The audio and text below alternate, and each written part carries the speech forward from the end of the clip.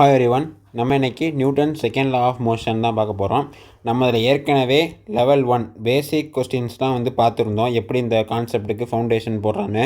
அடுத்து level 2 MCQ எப்படி இந்த கான்செப்டில் இருக்க ஃபார்முலாவை எப்படி ஒரு கொஸ்டினில் அப்ளை பண்ணுறதுன்னு பார்த்தோம். அதுக்கப்புறம் ஃபார்முலா அப்ளை பண்ணுறதை தாண்டி அந்த நியூமரிக்கரில் 2-3 ஸ்டெப் அதிகமாக கேட்டாங்கன்னா அதை எப்படி சால்வ் பண்ணுறதுன்னு பார்த்தோம். நம்ம இந்த வீடியோவில் இந்த கொஸ்டின்லேயே கஷ்டமான லெவல் ஹார்ட்ஸ் லெவல் கொஸ்டின்ஸ் பார்க்க போகிறோம். இந்த கொஸ்டின்ஸ்லாம் நீங்கள் சால்வ் பண்ணிங்கன்னா இந்த டாபிக் உங்களுக்கே அதிக கான்ஃபிடன்ஸ் கிடைக்கும். வாங்க பார்க்கலாம் அது என்னென்ன கொஸ்டின்னு. First question, a particle moves in xy plane under the influence of force F such that its linear momentum is p of times equal to I cos kt minus j cap sin kt if k is constant the angle between f and p will be. அதாவது இந்த question பார்த்தீங்கன்னா Newton second லாவுக்கு சம்மந்தப்பட்டது தான். எப்படின்னா இவங்க என்ன கேட்குறாங்கன்னா ஃபோர்ஸுக்கும் மொமெண்டமுக்கும் இடையில இருக்க டீட்டா என்ன அப்படின்னு கேட்குறாங்க. இவங்க ஃபோர்ஸ் மொமெண்டம் கொடுத்துட்டாங்க, பி சீக்கிரம் அதை கொடுத்துட்டாங்க. ஆனால் ஃபோர்ஸ் கொடுக்கவே இல்லை. அப்போ நம்ம என்ன பண்ணணும், மொமெண்டம் கொடுத்து ஃபோர்ஸ் நம்ம கண்டுபிடிக்கணும்னா நம்ம அதுக்கு ஒரு ஃபார்முலா வச்சுருப்போம். F = dp/dt ஒரு ஃபார்முலா வச்சுருப்போம். அந்த ஃபார்முலா அப்ளை பண்ணி நம்ம ஃபோர்ஸ் கண்டுபிடிக்கலாமா? அப்போ F = d/dt.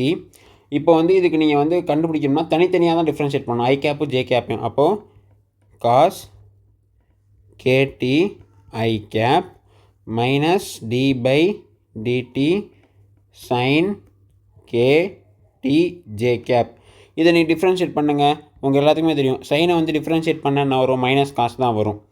இது ரொம்ப போட்டு குழப்பிட்டுலாம் இருக்காதிங்க. சைனில் காசு டிஃப்ரென்ஷியேட் பண்ணால் மைனஸ் சைனை டிஃப்ரென்ஷியேட் பண்ணால் ப்ளஸ் காசு, அவ்வளோதான். அப்போது minus sine kt i gap dot K, அதாவது இதை டிஃப்ரென்ஸ் பண்ணால் கே வரும். அதே மாதிரி சைனை டிஃப்ரென்ஷியேட் பண்ணால் ப்ளஸ் காசு, அப்போ ப்ளஸ்ஸு இன்ட்டு இந்த மைனஸ் தான் மறுபடியும் மைனஸ் தான் வரும். இப்போ minus cos kt j cap dot k. இப்போ இந்த ரெண்டுத்துலேயும் காமனாக என்ன இருக்குது, ரெண்டுத்துலேயும் காமனாக கே இருக்குது. அப்போ கேவை வெளியிடுங்க. F = k minus sine kt i cap minus cos அதே kt ஜே கேப். இப்போ ஃபோர்ஸ் கண்டுபிடிச்சிட்டோமா? இதுதான் நம்மளுடைய ஃபோர்ஸு. இப்போது அவங்க என்ன கேட்குறாங்க, ஃபோர்ஸுக்கும் மொமெண்டத்துக்கும் ஆங்கிள் தான் கேட்குறாங்க. அப்போ நம்ம எல்லாத்துக்குமே தெரியும் டாட் ப்ராடக்ட்னு ஒன்று இருக்குது. இப்போ a டாட் b அப்படின்னா ab காஸ் தீட்டா. நீங்கள் எதை அப்ளை பண்ணாலும் டாட் ப்ராடக்டில் இதுதான் வரும். அதே மாதிரி நீங்கள் இதுக்கு போட்டிங்கன்னா f dot p = fb cos தீட்டாவா. இதை நீங்கள் அப்ளை பண்ணுங்கள். f டாட் p = f என்ன, இதுதான் f, அது எழுதுங்க. k minus sine kt i cap minus cos kt j cap dot momentum என்ன, மொமெண்டம் பாருங்கள், momentum cos kt i cap cos kt i cap minus sine kt j cap. ஓகேவா? இப்போ இது ரெண்டுத்தையும் நீங்கள் மல்டிபிள் பண்ணால் ஆன்சர் வந்துடும். இந்த கே காமனாக வெளியே வச்சுக்குவோம். ஏன்னா இந்த கேவை மல்டிபிள் பண்ணாலும் இப்போ தான் காமனாக வெளியே தான் இருக்க போகிறோம், அதுக்கு வெளியே வச்சுக்கலாம். இப்போது நீங்கள் என்ன பண்ணணும் அப்படின்னா ஐ கேப்பையும் டாட் பண்ணுங்கள், ஜே கேப்பையும் டாட் பண்ணுங்கள். ஐ கேப்பையும் டாட் பண்ணால் 0 தான் வரும், அதனால் நம்ம அதை மல்டிபிள் பண்ண தேவையில்ல. இப்போ ஐ கேப்பையும் டாட் பண்ண என்ன வரும், minus sine kt dot cos kt. அப்போ i இன்ட்டு i 1, அப்போ அது போட தேவையில்ல. அதே மாதிரி இங்கே ஒரு மைனஸ் இருக்குது, இங்கே ஒரு மைனஸ் இருக்குது. மைனஸ் இன்ட்டு மைனஸ் என்ன, ப்ளஸ்ஸு. அப்போ இதை டாட் பண்ணிங்கன்னா cos kt dot sine kt. அப்போ ஜே இன்ட்டு ஜே அது 1. இப்போ உங்களுக்கு நல்லா பார்த்தாலும் தெரியும், minus kt cos kt plus sine kt ரெண்டுத்தையும் ஈக்குவல். ஆனால் ப்ளஸ் மைனஸில் இருக்குது. அப்போ ரெண்டுத்தையும் கேன்சல் ஆகிடும். இது கேன்சல் ஆனால் 0. அப்போது f dot p = k into 0னா f டாட் p 0. அப்போது காஸ் தீட்டா எப்போ 0 வரும், காஸ் தீட்டா எப்போ 0 வரும்னா காஸ் 90ல் தான் காஸ் தீட்டா 0. அப்போ காஸ் 90 அப்படின்னா என்னது, π/2. இப்போ காஸ் π/2 தான் இதுக்கான ஆன்சர். இந்த கொஸ்டின் பார்த்தீங்கன்னா நியூட்டன் செகண்ட் லாவே தான். அதாவது இந்த ஃபார்முலா நம்ம நியூட்டன் செகண்ட் லாவில் தானே படிச்சிருப்போம். Rate of change of momentum இந்த ஃபார்முலா வச்சு ஃபோர்ஸ் கண்டுபிடிச்சி அதில் இருக்க ஆங்கிள் கண்டுபிடிக்கணும். இதெல்லாம் வந்து எக்ஸாம் ஹாலில் ரொம்ப டைம் இருக்கும். நீங்கள் இங்கே சில நேரத்தில் வந்து எக்ஸாம் ஹாலில் குழப்பம், இது எப்படின்னு நமக்கு புரியாது. இந்த மாதிரி கொஸ்டினை வந்து நீங்கள் இங்கே ப்ராக்டிஸ் பண்ணி போயிட்டீங்கன்னா எக்ஸாம் ஹாலில் ஈஸியாக சால்வ் பண்ணலாம். இப்போ next question, a two forces F1 vector F2 vector acting on a body, one force has magnitude thrice that of other force and resultant force of two force is equal to force of the larger magnitude. The angle between F1 and F2 is cos 1 by n. The value of mod n is. அதாவது இது பெரிய கொஸ்டினாக கொடுத்துருக்காங்க. ஆனால் அதில் சிம்பிளாக நீங்கள் break பண்ணிங்கன்னா ஒன்றுமே இருக்காது. நான் உங்களுக்கு ஏற்கனவே லாஸ் ஆஃப் மோஷனை வந்து பிகினர் எப்படி ஸ்டார்ட் பண்ண ஒரு வீடியோ போட்டிருப்பேன்.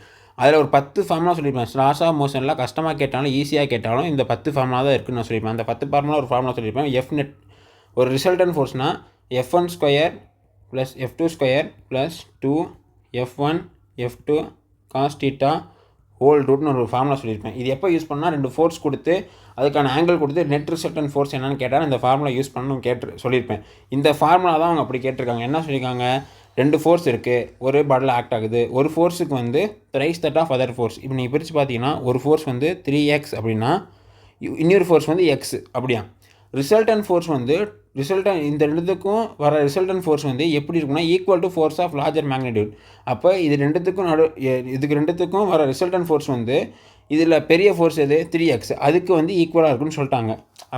இதுக்கு அப்போ ஆங்கிள் பிட்வீன் வந்து என்னன்னு கேட்குறாங்க. ஈஸியான சம் தான். இதை நம்ம சிம்பிளாக பிரேக் பண்ணால் ஈஸி தான். அப்போ வந்து இதை வந்து ஸ்கொயரை வெளியே எடுத்துருங்க. அப்போ ஸ்கொயரிங் அண்ட் போத் சைட் பண்ணால் Fnet square equal to F1 square plus F2 square plus 2F1 F2 cos theta அப்படின்னு வருமா. Fnet வந்து என்ன சொல்லியிருக்காங்க 3x. அப்போ 3x ஸ்கொயர் அப்போ வந்து என்னது 9x square equal to F1 square வந்து என்ன 3 தான். 3x ஸ்கொயர் என்ன அதே 9x ஸ்கொயர் தான். F2 வந்து x தான். அப்போ வந்து x ஸ்கொயர். அதே மாதிரி 2a வந்து என்ன 3x, அது என்ன வெறும் x காஸ் தீட்டா, அது நமக்கு தெரியாது. இப்போ இந்த 9x ஸ்கொயரு இங்கே ஒரு 9x square plus x square plus 6x square cos theta. இப்போ இங்கே எல்லாமே x ஸ்கொயராக இருக்கா. அப்போ காமனாக வெளியே எடுத்தால் எல்லாமே கேன்சல் ஆயிரும். அப்போது 9 மைனஸ் ஈக்குவல் டு இந்த 9 இங்கே கொண்டு வந்துடுங்க. எதுக்கு 2 ஸ்டெப்பாக பண்ணிவிட்டு இந்த 9 இங்கே நீங்கள் கொண்டு வந்துட்டிங்கன்னா இங்கே 9 மட்டும் வருமா. இந்த 9 நீங்கள் கொண்டு 9 - 9 0. அப்போ ஈக்குவல் டு 1 + 6 காஸ் தீட்டா. இப்போ 9 - 0 ஈக்குவல் டு 1 + 6 காஸ் தீட்டா. அப்போது 6 காஸ் தீட்டா ஈக்குவல் டு -1.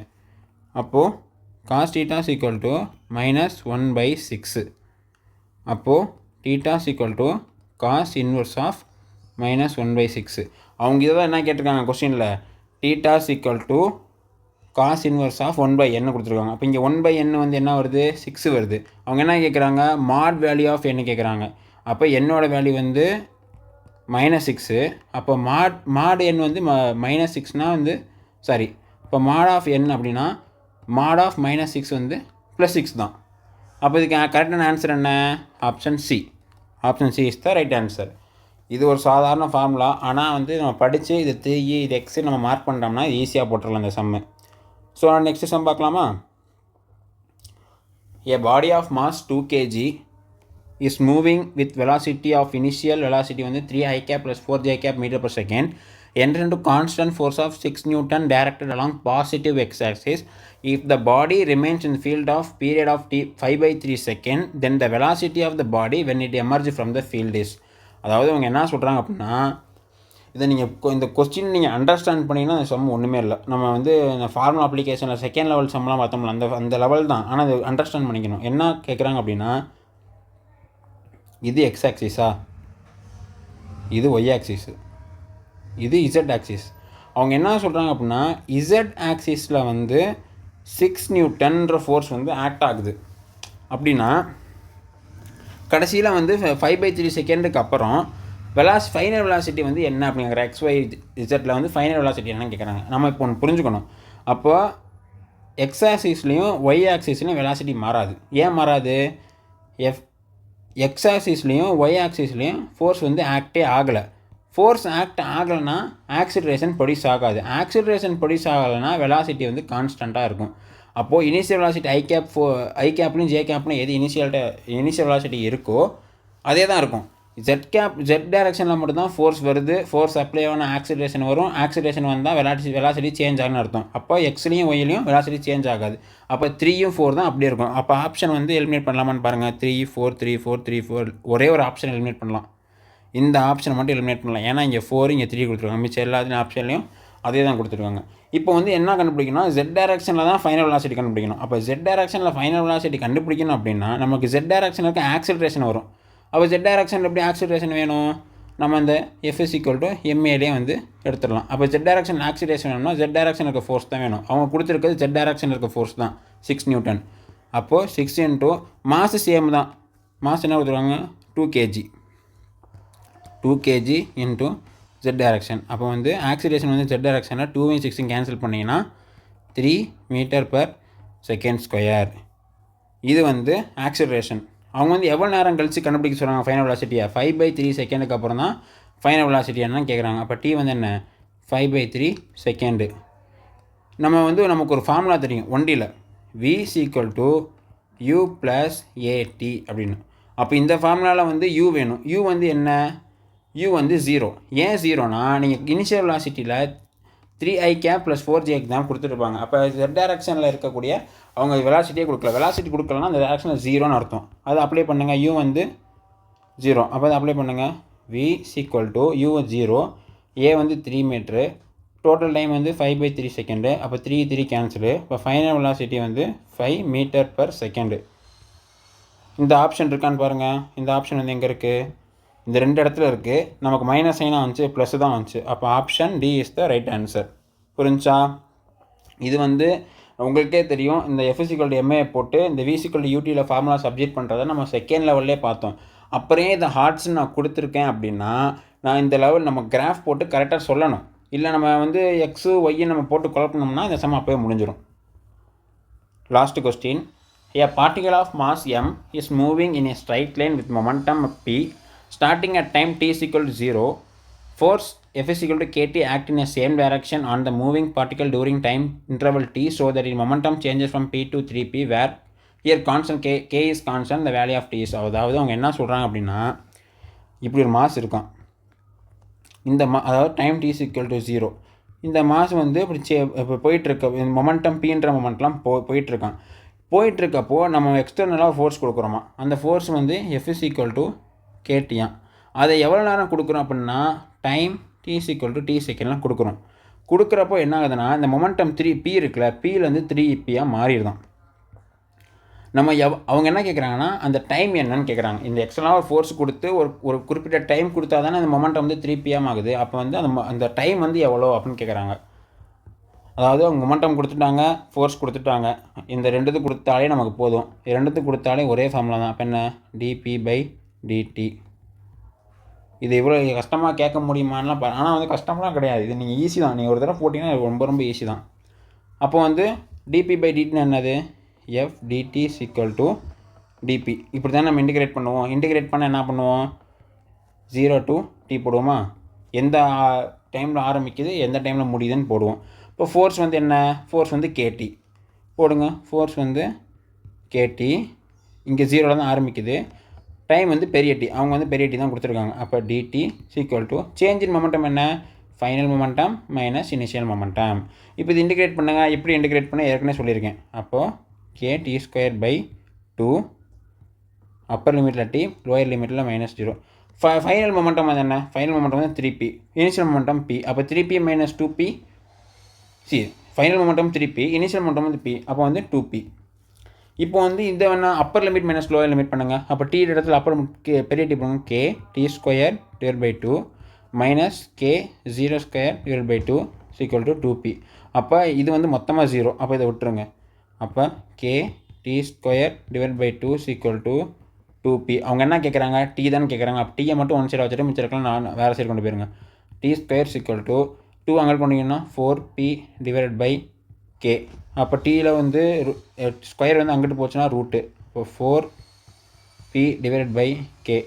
4 ரூட்டுக்குள்ளே இருக்குது. ரூட்லேருந்து வெளியே வந்தால் 2. அப்போ 2 divide by P by K. இந்த ஆப்ஷன் வந்து இந்த ஆன்சர் எந்த ஆப்ஷன் இருக்குன்னு பாருங்கள். 2p by k. 2p by k தானே? ஆமாம், 2p by k. Option 3 is the right answer. நம்ம பார்த்தீங்கன்னா இந்த மாதிரி நியூட்டன் செகண்ட் லா ஆஃப் மோஷனில் ஒரு 10 மாடல் ஆஃப் ஆர்ட்ஸ் வந்து இருக்குது. நம்ம பார்த்துருக்குது 4 மாடல் தான் வேணும். மிச்சம் இருக்க 5-6 மாடல் உங்களுக்கு வேணும். அது மட்டும் இல்லாமல் லாஸ் ஆஃப் மோஷனில் இருக்கக்கூடிய எல்லா டாப்பிக்லையும் இருக்கக்கூடிய எல்லா விதமான சம்மும் உங்களுக்கு வேணும் அப்படின்னு நினச்சிங்கன்னா நாங்கள் இதுக்காகவே ஃபிசிக்ஸ் 180 சீரீஸ் அப்படின்னு சீரீஸ் வந்து நடத்திட்டு வரோம். இதோட கோர்ஸ் ஃபீஸ் வந்து பார்த்திங்கன்னா ஜஸ்ட் 19 rupees தான். இந்த கோர்ஸ் உங்களுக்கு வேணும் அப்படின்னா நாங்கள் இன்ஸ்டாகிராம் லிங்க் வந்து டிஸ்கிரிப்ஷனில் தரோம். அந்த லிங்க்கை தொட்டு எங்களுக்கு மெசேஜ் பண்ணுங்கள். ஐ வாண்ட் ஃபிசிக்ஸ் 180 சீரீஸ்ன்னு நாங்கள் உங்கள் லிங்க் சென்ட் பண்ணுறோம்.